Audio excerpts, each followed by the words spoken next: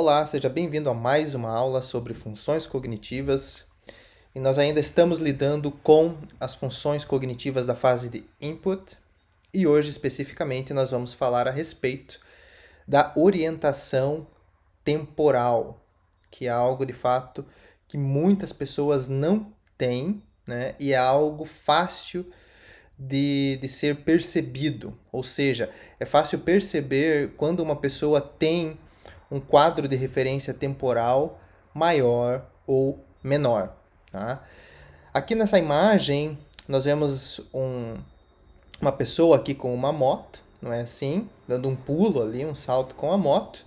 E nós vemos as várias etapas desse pulo. Aqui nós tiramos 4 etapas, não é assim? Mas esse salto ele é composto de inúmeras, né, etapas.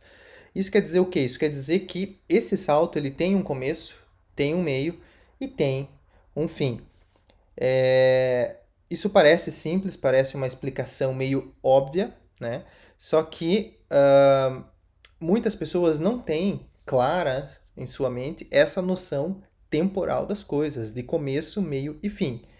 E pior, em um segundo nível, você vai ver que quando você coloca duas sequências de acontecimento em paralelo, a pessoa muitas vezes não consegue se localizar temporalmente. Por exemplo, aqui nessa imagem nós temos a pessoa que fez o salto com a moto e ao mesmo tempo nós temos lá a fumaça de um avião que passou lá por trás.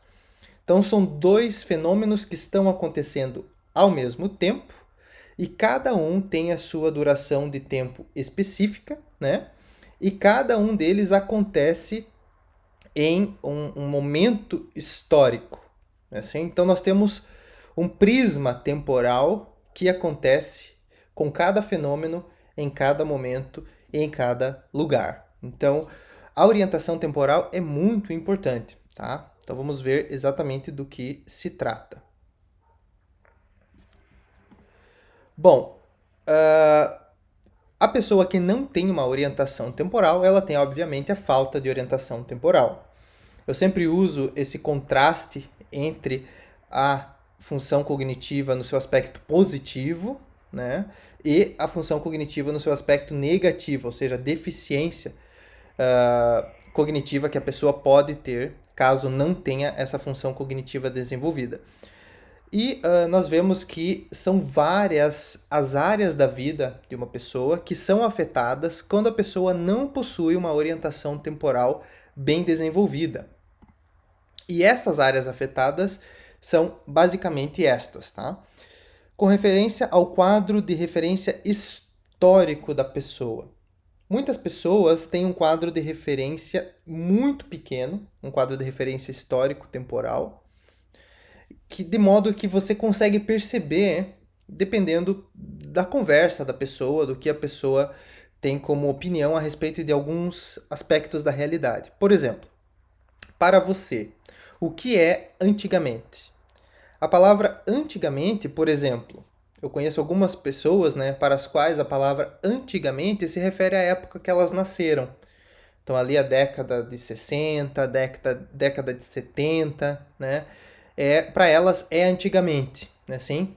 Se a gente fala da época da, sei lá, Revolução Francesa, por exemplo, né, 1789, para elas isso daí é antiguidade mesmo, entendeu? E quando a gente se refere, por exemplo, ao período em que Cristo esteve aqui na Terra, né, fisicamente, por assim dizer, esse tempo para essas pessoas é inconcebível, né? A era helênica, então, nunca se passou pela cabeça. Então, para essa pessoa que considera antigamente a década de 70 ou 60, por assim dizer, você vê que ela tem um quadro de referência histórico muito pequeno. Pior, para outras pessoas, antigamente se trata, sei lá, de 5 anos atrás. Então, tente responder essa pergunta. O que significa a palavra antigamente para você? Quanto maior o quadro de referência histórico de uma pessoa, mais ela vai conseguir se localizar historicamente e mais habilidades ela vai ter para planejar o futuro também. Tá? E também muitos fenômenos que estão acontecendo e que já aconteceram no passado não vão ser surpresa, por assim dizer, para essa pessoa que tem um quadro de referência bem desenvolvido, tá? Uma segunda área afetada é o estabelecimento de prazos para determinados projetos. Sim, porque você tendo uma orientação temporal bem desenvolvida, você mais ou menos consegue estimar o quanto um projeto vai demorar para ser realizado. Já aconteceu com você de você pedir para alguém fazer uma obra na tua casa e aquela pessoa te passar um prazo e depois ela acabar estourando aquele prazo ou dobrando aquele prazo? Por quê? Porque a pessoa não tem uma orientação temporal bem desenvolvida de acordo com as atividades que ela desenvolve, entende? Então, essa falha na orientação temporal tem esse tipo de consequência também, tá? Uma outra área afetada é a percepção de continuidade temporal. A pessoa não consegue ver continuidade, por exemplo, no que eu acabei de usar como exemplo, entre a Revolução Francesa e o tempo que nós estamos vivendo agora.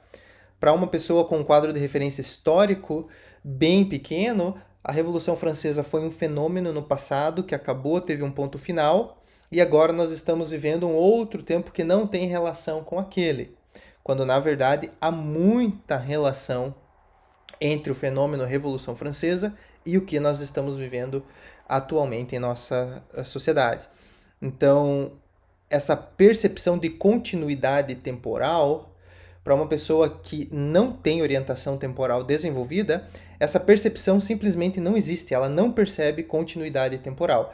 Então, quanto mais elementos históricos você tiver em sua imaginação, em sua memória, maior vai ser a tua capacidade de perceber essa continuidade temporal entre os fenômenos sociais, fenômenos históricos, etc.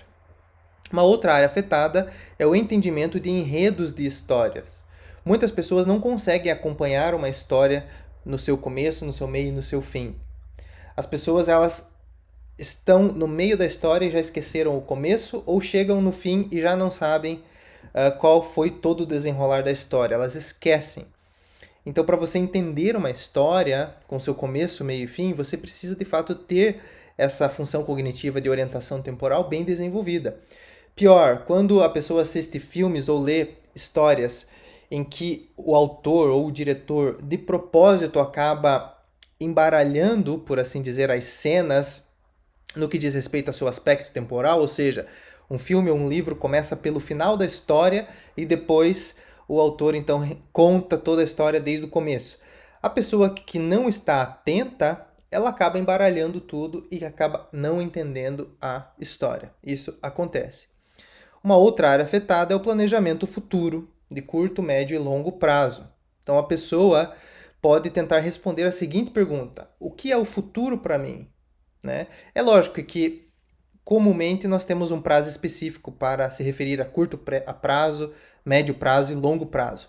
Mas na tua cabeça, o que é o futuro? Você tem planos de quanto tempo para frente? Você tem plano para a sua vida? Tem pessoas que não conseguem planejar. Tem pessoas que não conseguem planejar o dia seguinte. Tem pessoas que já têm facilidade para planejar o dia seguinte, mas não planejam a semana seguinte, ou o mês seguinte, ou o ano seguinte. Então a pessoa não tem planos, ela vive em uma confusão temporal, de modo que as ações dela não revelam um planejamento adequado, considerando a orientação temporal. Né? Então essas são algumas das áreas afetadas pela falta de orientação temporal. Alguns exercícios práticos que você pode fazer para desenvolver a sua orientação temporal é contar uma história com começo, meio e fim. Né? De fato, você contar essa história percebendo quando você passou do começo, está no meio da história, quando você passou para o fim e quando a história acabou. Um tipo de leitura interessante para desenvolver essa habilidade é você ler histórias de detetive, onde normalmente o crime é uma das primeiras cenas da história. E aí depois, né, é que o autor mostra todo o desenrolar passado da história para chegar até aquele crime. De modo que você, como leitor, você tem de estar atento para não embaralhar os acontecimentos, você tem de considerar a ordem cronológica para você entender todo o desenrolar da história até o crime que aconteceu. É muito interessante fazer esse tipo de leitura, tendo em mente esse desenvolvimento da orientação temporal. Um outro exercício prático é fazer um plano considerando o tempo de execução de cada etapa.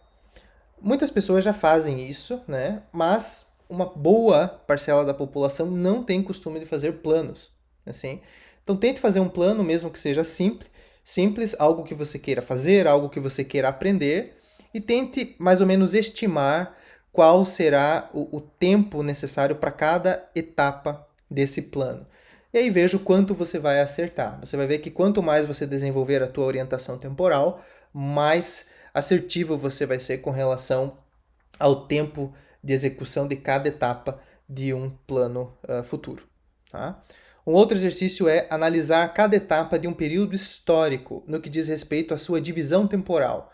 Então, por exemplo, você pode pegar o período, sei lá, desde a vinda de Cristo até o ano 1000 na história e verificar quais foram os períodos históricos ali e, de fato, fazer uma divisão mental ou adquirir esse conhecimento de uma divisão mental para você se orientar no tempo, tá? Então você pode pegar qualquer período, né? Eu dei o exemplo aqui da vinda de Cristo até o ano 1000, mas você pode pegar do ano 1000 até o ano 2000, né?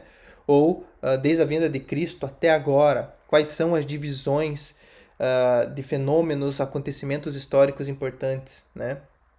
E isso vai te dar uma orientação temporal muito boa e vai aumentar muito o teu quadro de referência histórico. Isso vai te ajudar a você saber onde você está temporalmente agora, tá? E isso é muito importante. Um outro exercício é analisar retroativamente um acontecimento, que é o que eu já mencionei ali em cima, que é histórias de detetive que contém esse tipo de enredo, onde a cena final da história cronologicamente é a primeira cena do livro ou do filme que você está assistindo. Então, aí você tem de recompor essa história de acordo com a cronologia dos acontecimentos, tá? Então, essa foi a aula sobre orientação temporal. Então, nós vimos algumas áreas afetadas, a importância de você ter uma orientação temporal bem desenvolvida e passei aqui alguns exercícios práticos que vão te ajudar com certeza para que você melhore aí a sua percepção temporal. Então, nos vemos em uma próxima aula.